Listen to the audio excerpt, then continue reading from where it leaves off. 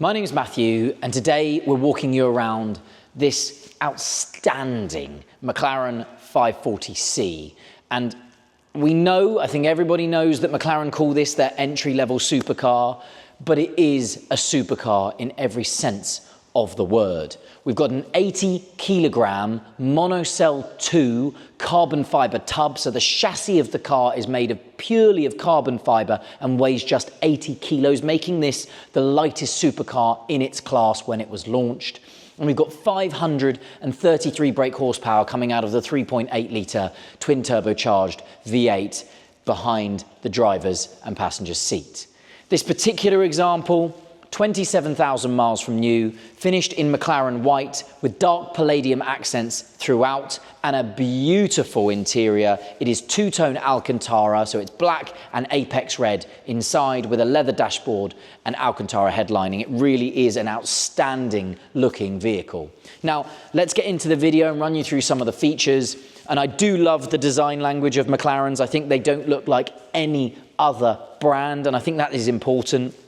The big sweeping nose, the big McLaren badge on the bonnet there, and because we have the ignition on at the moment, you can see these sort of eyelash effect daytime running lights. Again, a really, really pretty feature and design language that was carried over from, in my opinion, the McLaren P1. We've got big air intakes to the radiators down there, and then moving around the passenger side, these fantastic McLaren wheels. For me, they were a cost option, but for me, wheels on a 540C makes a big difference. These are one of my favorite sets of wheels. They're a two-tone, 5 twin-spoke alloy wheel with the McLaren colored badge and a carbon fiber effect to that badge on the inside. They're high polished finished on the outside and a gloss black insert to the inside of them, and the big red brake calipers with the McLaren logo on them there.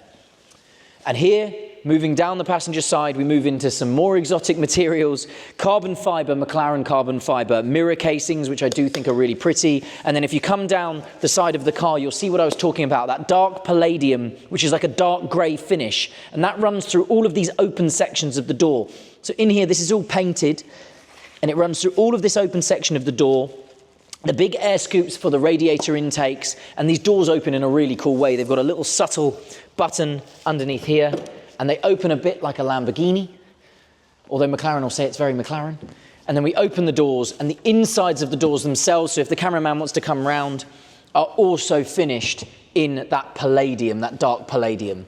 If you go inside, have a look at that interior as well. For me, this is the perfect combination of red and black.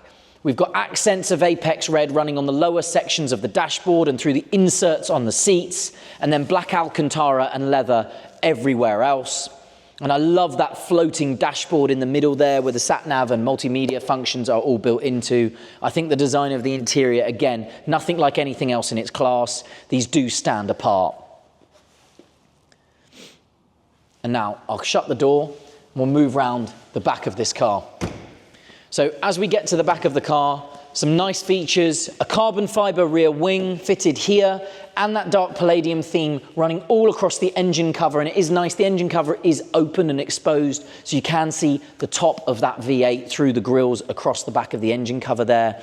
And then again, for me, some more P1 inspired design language. We've got these lovely, very, very narrow LED rear light clusters with the brake and indicator lights all built into that small cluster. A huge rear diffuser section underneath here, massive, massive strakes on that diffuser, very racing car inspired, and the big exhaust exits either side of this particular car. As you can see down here, a reverse camera neatly fitted into the back bumper as well, and again, all of that section finished in that palladium grey. And we'll move into the cockpit. So I will jump in, and as I said earlier, in the video, this car, its basis, its chassis, its structure is McLaren's monocell 2 carbon fiber chassis. You can see the big sides of the tub that you have to sort of sit over to get into the vehicle, but that not only brings huge weight saving, but massive structural strength as well, making the car safer. And then as I jump in, again, McLaren feels pure. The driving position is unlike any other car, unlike Ferraris, unlike Porsches. And when you get in, you've got aluminium drilled pedals, again, very racing car inspired. And what you do to ignite the car, bring that V8 to life, is you have to put quite a bit of pressure on that brake pedal, switch it onto this screen, and that engine fires into life. And again, like I said, lots of beautiful materials. We've got leather, Alcantara, some Apex red leather, and again on the steering wheel, Alcantara like a racing car steering wheel with some nice Apex red leather just adorning the bottom of the flat bottom sections of the wheel. The steering wheel itself, really adjustable. As you'd expect for a McLaren, you get really, really comfortable in these cars. And you've got one-piece gear shift paddles, almost, again, like a racing car, magnetic feel to them, so they almost feel exactly like a racing car, and again, a very simple steering wheel. And what you can do is, moving through the sections of the car, you can look at all of the interior itself, and what I'll do is I'll just switch the engine off so you can hear me a little clearer, and I'll put the ignition back on so all of the screens come back to life, because obviously it's a very loud car. But this car is also fitted with the front axle lift system. That's all controlled by a small control panel down here, which allows me to run through all the menus in this really neat digital cockpit in front of me. And I love the way all the controls in here feel very solid. I think they're all made of aluminium, so they feel very, very solid indeed. And then moving into McLaren's own infotainment system, it does have its inbuilt navigation system, just like you'd imagine in most cars of this ilk. And if you come back out of there, you've still got Bluetooth functionality, and you've still got all of the main functions that you would expect to have in a car like this. Bluetooth audio streaming as well, and the reverse camera built in.